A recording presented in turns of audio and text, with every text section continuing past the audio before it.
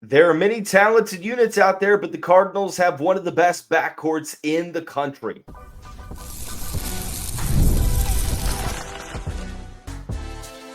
You are Locked On Louisville, your daily podcast on the Louisville Cardinals. Part of the Locked On Podcast Network, your team every day.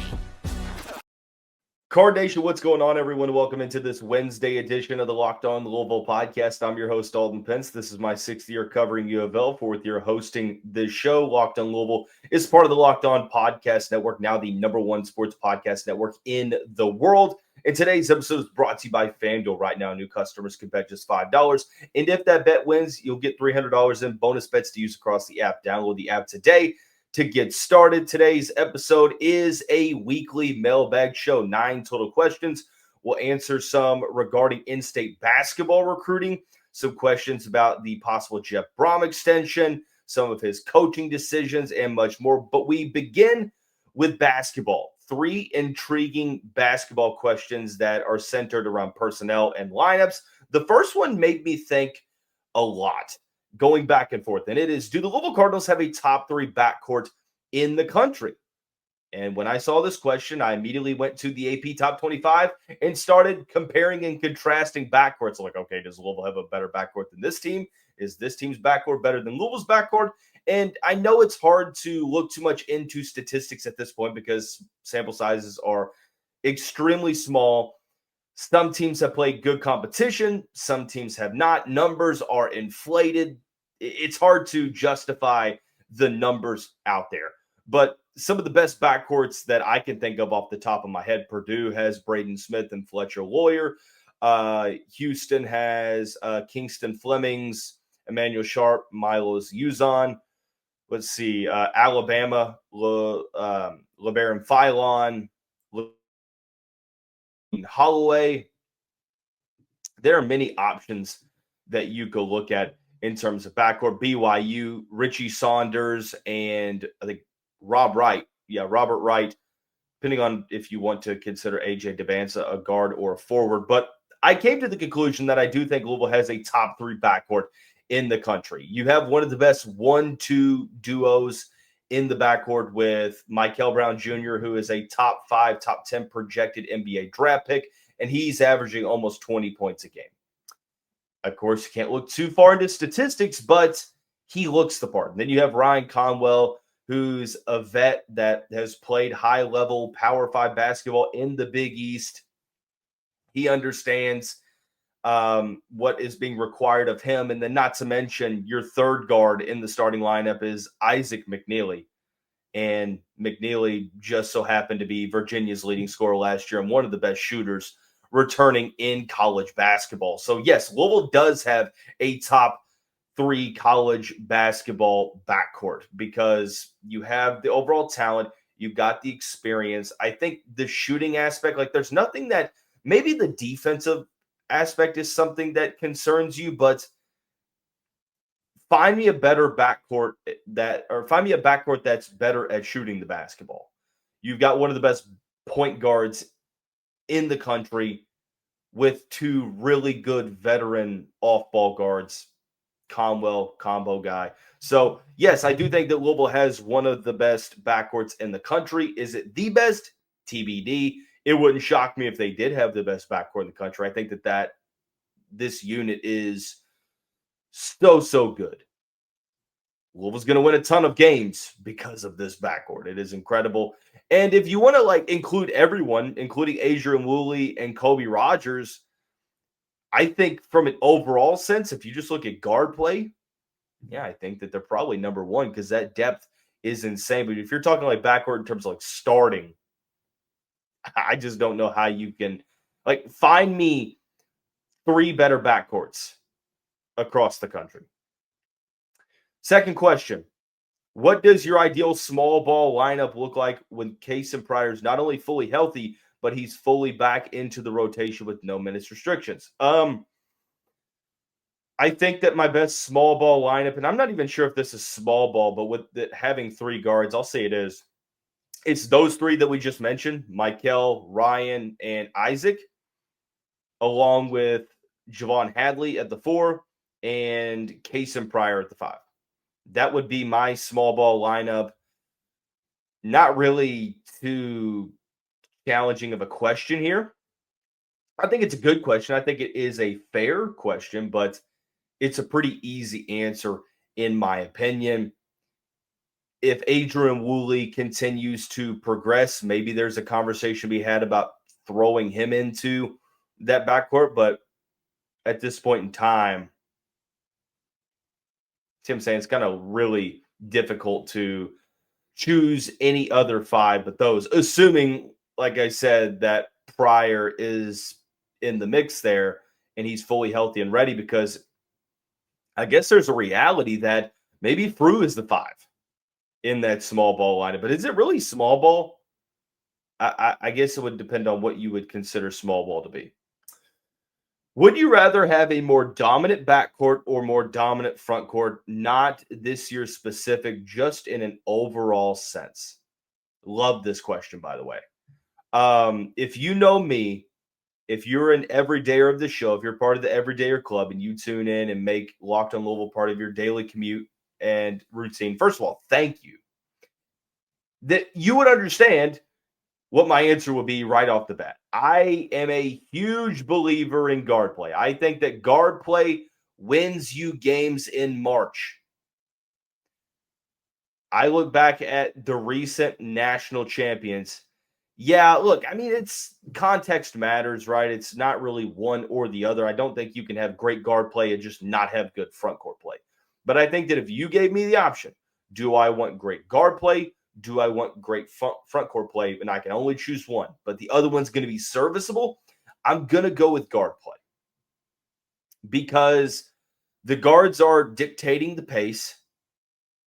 Usually your guards are shooting, I won't say the majority, but maybe. I mean, the guards are shooting more three-pointers than the front court guys, I would imagine, overall. So I don't think that's in the modern era of basketball where perimeter shooting is such an emphasis from when kids are playing youth basketball now leading up to high school ball, college ball, and pro ball. Shooting threes has kind of become a way of life, thanks in part to Steph Curry in 2015, kind of creating that movement. So I'm not sure if there's a huge advantage for one over the other, but if you had me choose, I'm going with the dominant backcourt. I think guard play wins you games in March. I think it helps you control the tempo because you can have great forwards, but if your guys are struggling to get them the ball, that's tough. And if your guard play isn't really as effective as it could be, teams are just going to zone in on those big guys. But if you have serviceable big guys who can know their role and play their part as rim runners or guys that crash the boards and play good defense, I just think you become less predictable if you have great guard play and serviceable front court play than the other way around. Now, you can win in March with really good front court play, and we've seen it, but I don't know that we've seen it quite frequently. Like, yeah, you have like Purdue with Zach Edey and company, but they still have pretty solid guards. Two of those guards are one of the backcourts that we just talked about, Braden Smith and Fletcher Lawyer. You could go a couple different ways here. I don't think, especially in the modern era of basketball, guard play is what matters the most, in my opinion. So, and that's why it's so critical that Louisville has one of the best backcourts in the country, because you give yourself every opportunity to, in some of these games where you're playing other top backcourts, to really go head to head and still have a pretty solid advantage. So that's all that I'm saying. But let's put this discussion off to the side for the moment. There's some questions about Jeff Brohm and the possible extension. Is there room for concern? We'll answer when we come back. You're tuned into Locked on Louisville, covering your team every day.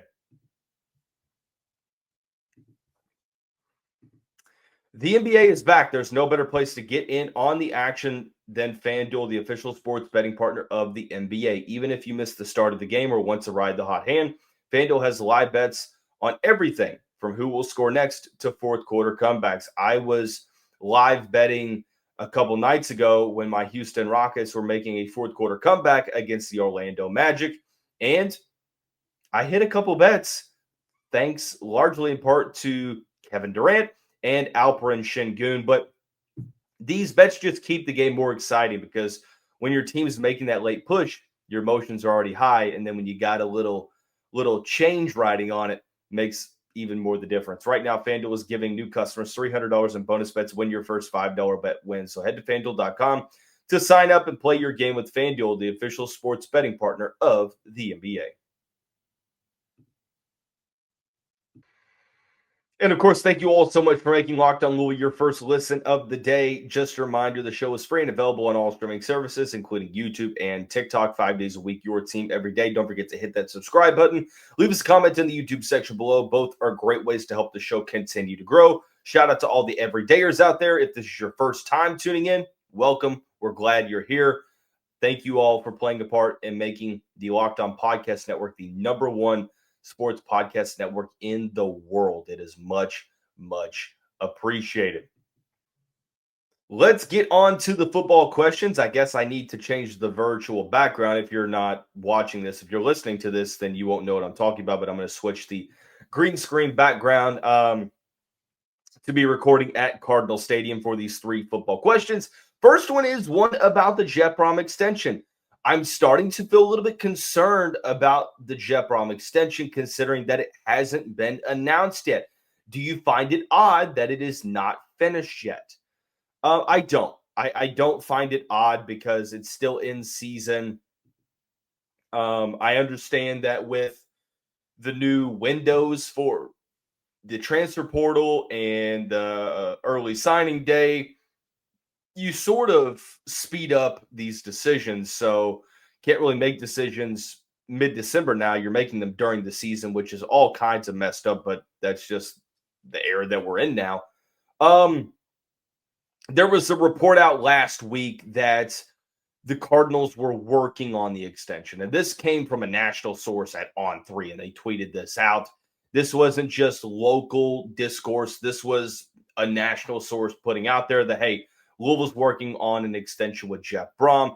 He wants to be here. Louisville wants him here.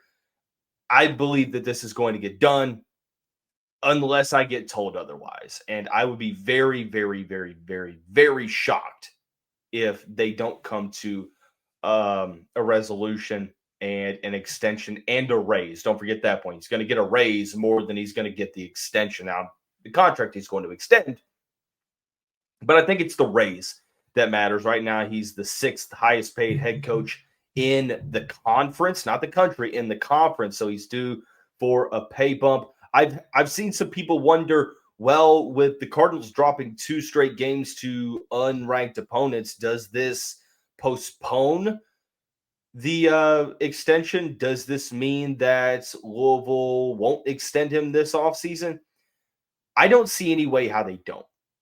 I think you are playing a very dangerous game if you don't extend him, even though he lost the last 2 games. What he's done in his career is still extremely impressive. You can't see the forest for the trees type moments.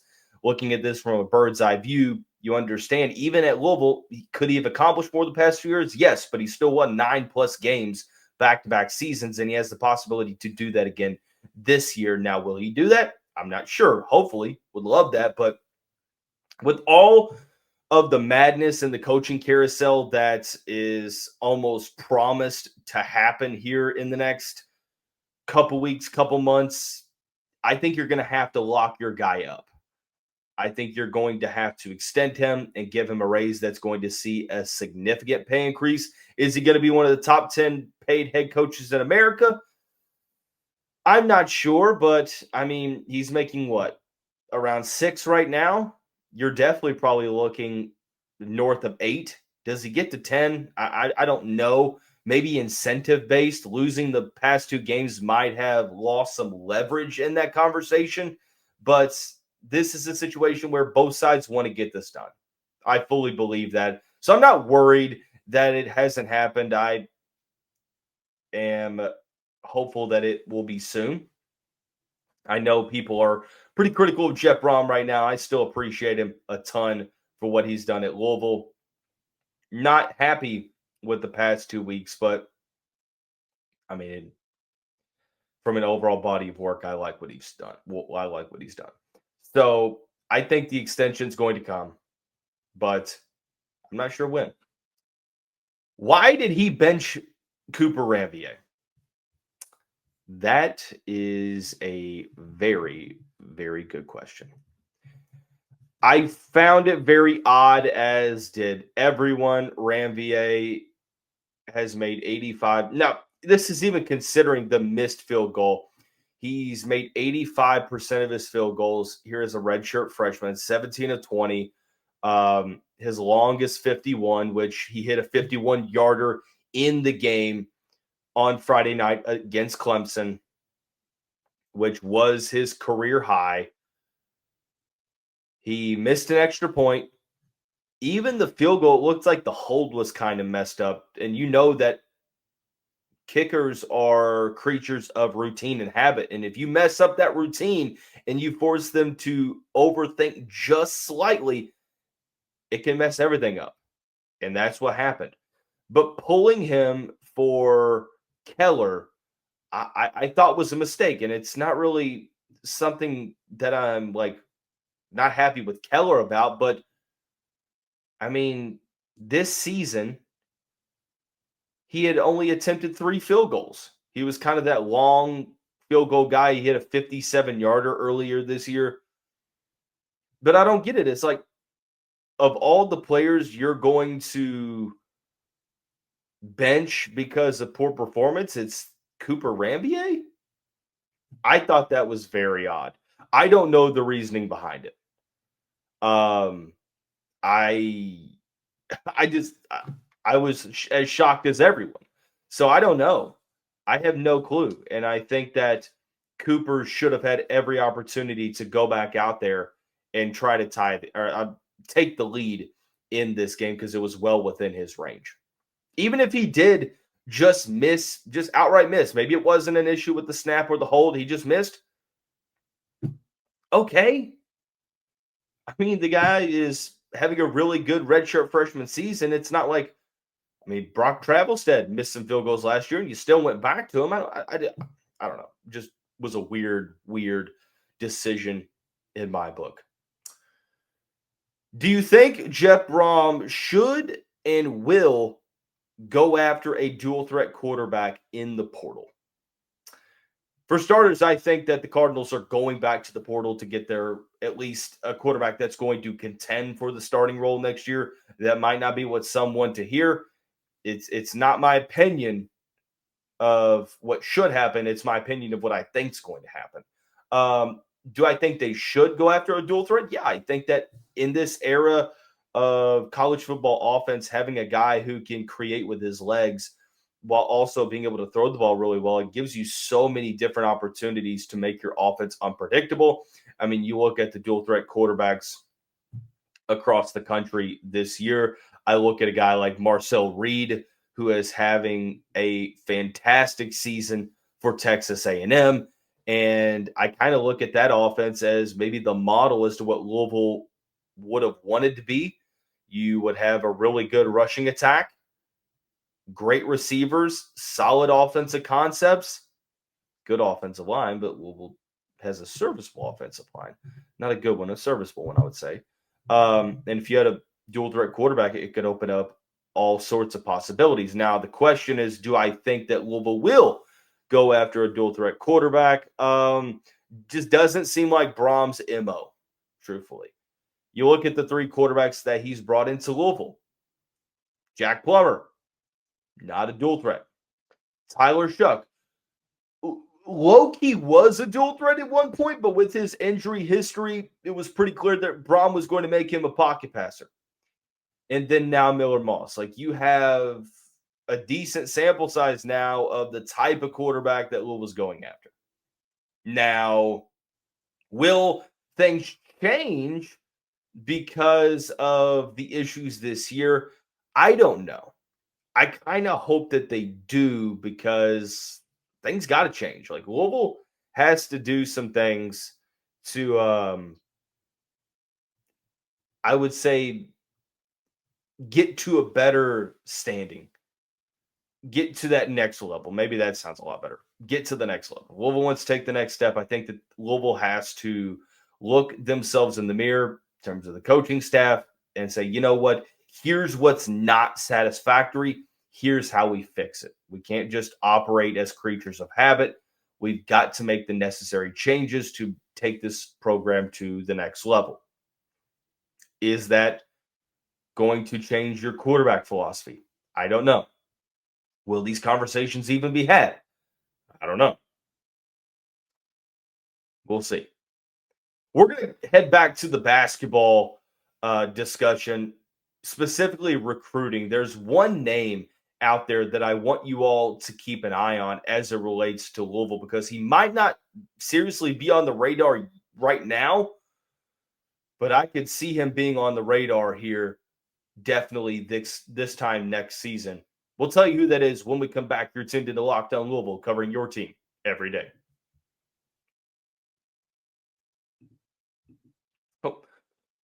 Today's episode of the show is also brought to you by Game Time.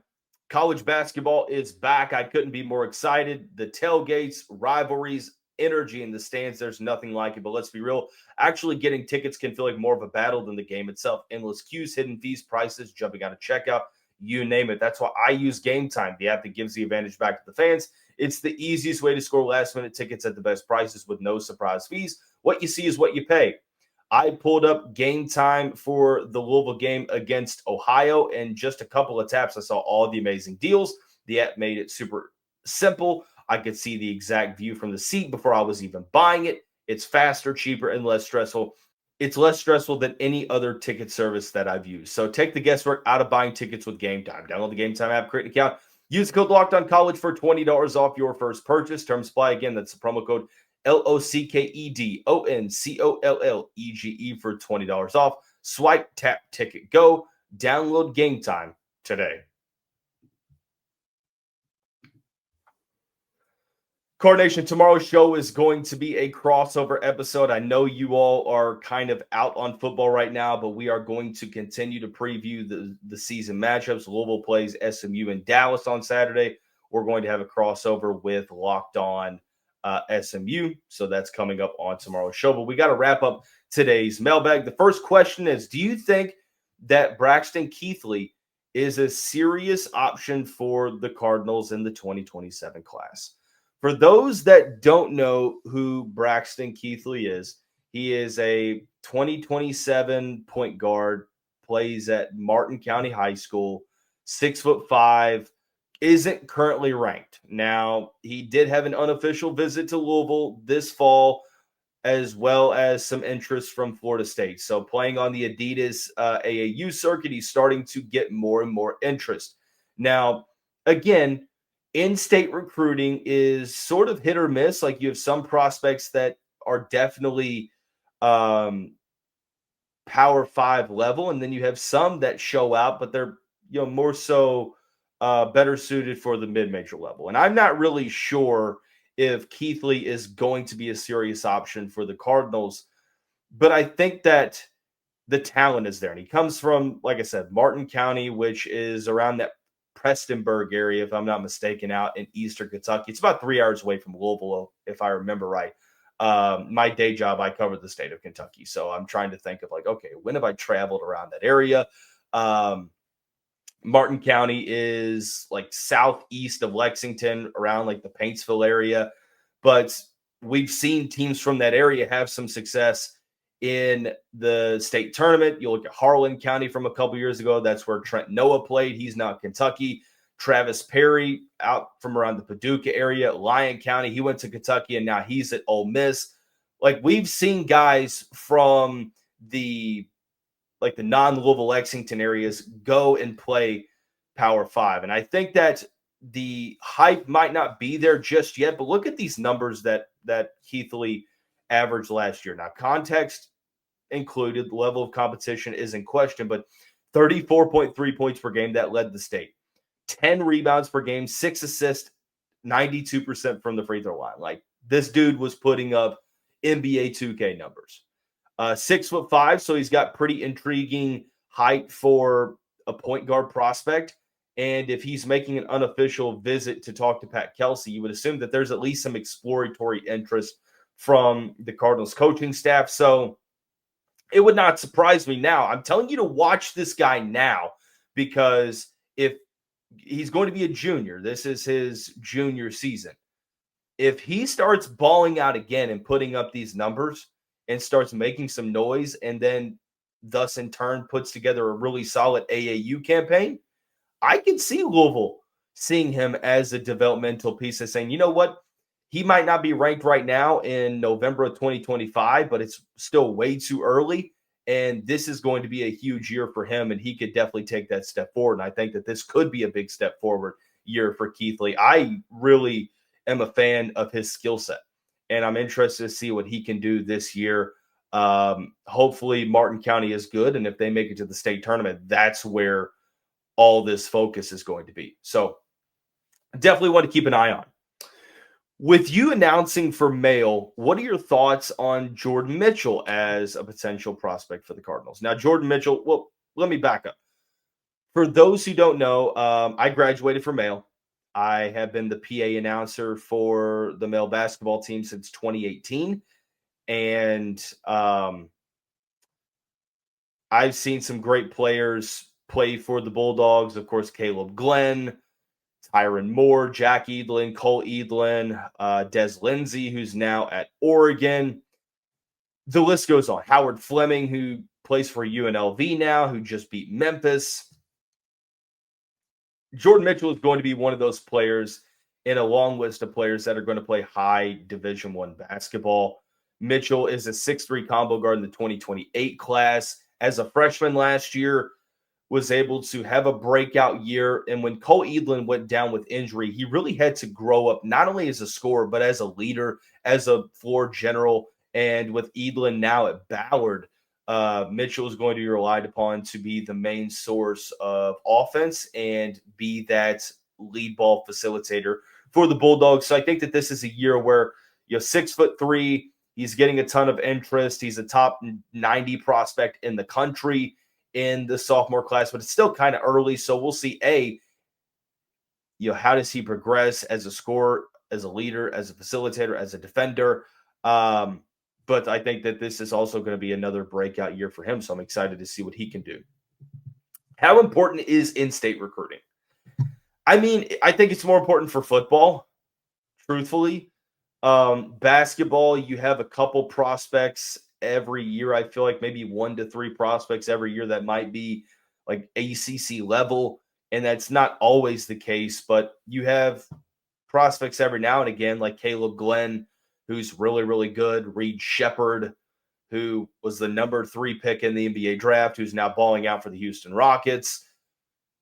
It just depends on context. Like, if there's I think another issue is you're seeing top players from the state go elsewhere, right? Talon Kinney went elsewhere. Ferlandis Wright went elsewhere. I'm trying to think of other players. Jasper Johnson at one point went elsewhere. The list goes on. Tyron Stokes left a little earlier in his basketball career, but still, if all those guys were playing in Kentucky right now, we would be having a very different conversation about in-state recruiting. But I think you're going to see prep schools, overtime elite, those types of routes become more and more appealing to traditional Kentucky high school players. And we've seen it. So I don't think that in-state recruiting is as important as it has been maybe 10 years ago. So that is going to wrap up today's episode of the show. Everyone have a great day. Thank you so much for making Locked on Louisville part of your daily routine. We'll see you right back here tomorrow. Go Cards.